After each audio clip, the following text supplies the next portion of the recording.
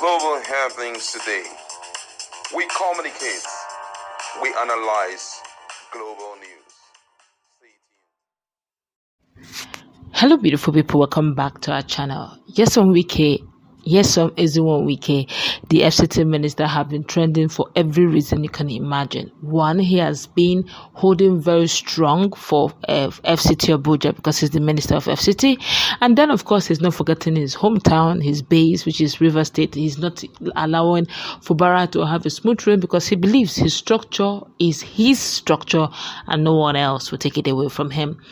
And for the past few weeks, he has been dragged on every side, and he's really answering to all of them one after the other. Just fairly recently, he had called those who own some properties land grabbers, insisting that the government are the true owners of the land. Of course, they did mention that they have paid, they have their CFOs, and the land property in question was worth over 200 billion naira. Then, of course, the lawyers have been making strong statement that because of some 30 billion, Wike is willing to destroy property of their client worth over 200 billion.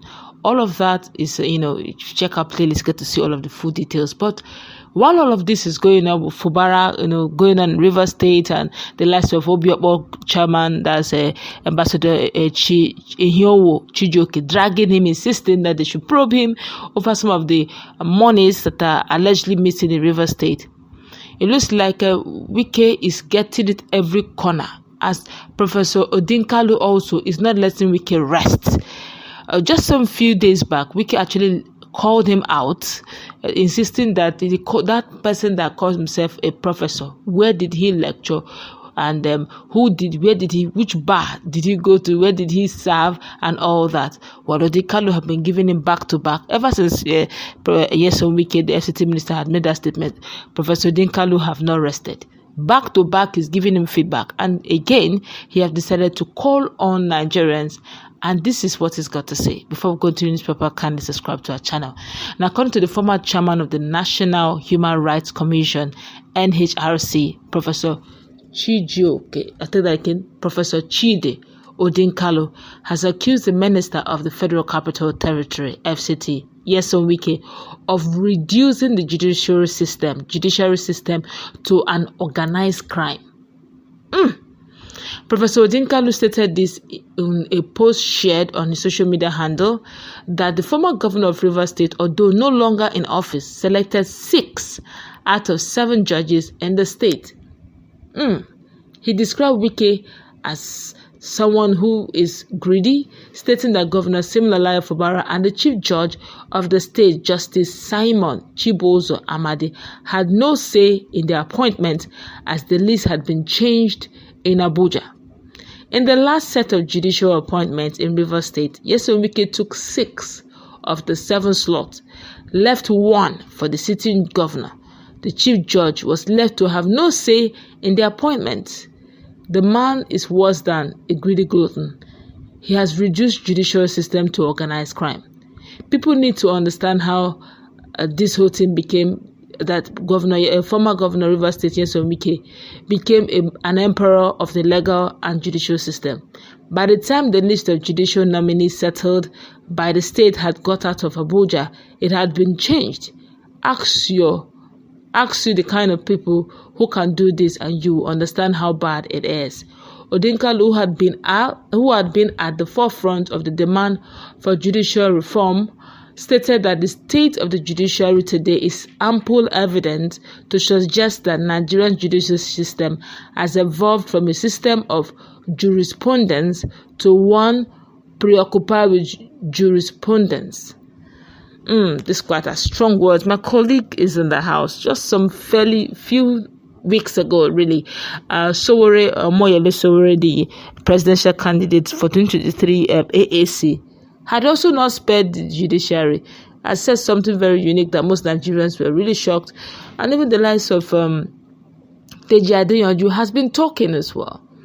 One of such was the fact that Sowore said, and I quote him, he said, look, that in the judicial parlance at the corridors of judiciary system, especially in Abuja, the Nyesom Wike is known as the golden boy of the judiciary.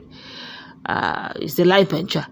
Now, to make matters interesting, Adeyojo had made mention of the fact that the INEC is no longer independent, that they should remove that word independent from INEC, that some of them are card-carrying members of APC, and that the cousin of Nyesom Wike, the FCT minister, happened to be an INEC commissioner for Edo State. Then definitely it cannot be neutral, it cannot be independent. They've been dragging him on all fronts, and in all sincerity, Nyesom Wike had made up his mind to select those he would answer. Although some few days back, Aisha Yusufu had to warn Governor Nyesom Wike quietly that do not respond to Odinkalu, Professor Odinkalu, that man have been taking some top politicians to the cleaners. That maybe he did not check his history, because I could still remember that OCJ Okocha had gently, very gently called out to Odinkalu, say, well, the truth of the matter is that Odinkalu is known to always come against judiciary and judges. And the Odinkalu responded very quickly to, without mincing words, say, thank God you say I come against you people, not with fact, not with a falsehood, but with fact. But you know why I'm calling you out? Just change your ways. You're an old gun in this, and I don't want to, bring it out in the public. Change your ways, amend your ways, and things will be fine. And Odinkalu, in all sincerity, has really, not today, he has been calling out judges over the fact that some of them judges will bring their wives, bring their concubines, bring their siblings, their children, and those who are not even qualifying. It's, proper, conflict of interest everywhere. Then how would we get through justice? My colleague is in the house. What's your take on all of this drama going on?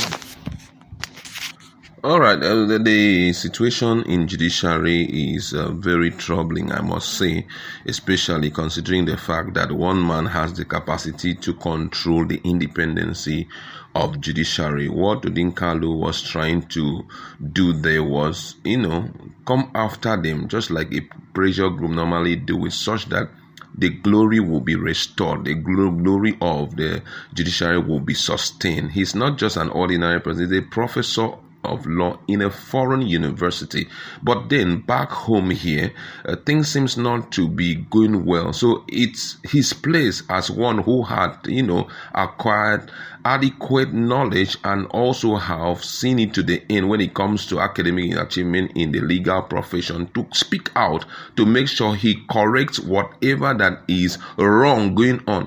So for me, I think that Wike going after him was actually wrong. I knew very well that he would not keep his mouth shut. He will come after Wike. And some of these things that have been listed, I feel that judiciary should sit back and think on these things, because the truth is that internet does not forget. Most of these things are hanging there, and some of these so-called politicians who are trying to pocket the judiciary, they have a future plan, which, if permitted, this democracy we are seeing will be turned to dictatorship in our very eyes. And the most unfortunate part of it is that you were part of the game plan. You join in playing that game that resulted to it. That is where it will be heartbreaking. And your children will look back at you and say, Daddy, Mommy, you were part of those who made this thing happen this way. Come on, we need to grow beyond it. No one person should be able to mount up with wings and say, I made the country, because that's where it's going. Some of them, what they are doing today is they want a situation whereby they will look you in the eyes and say, did you deserve to be promoted? Was I not the one that appointed you? Was I not the one that did it? Was I not the one that did it? And that is how they will be able to control the minds of these people. Give them, some of them, some chance. Before you know, they shift to the army and they start doing it.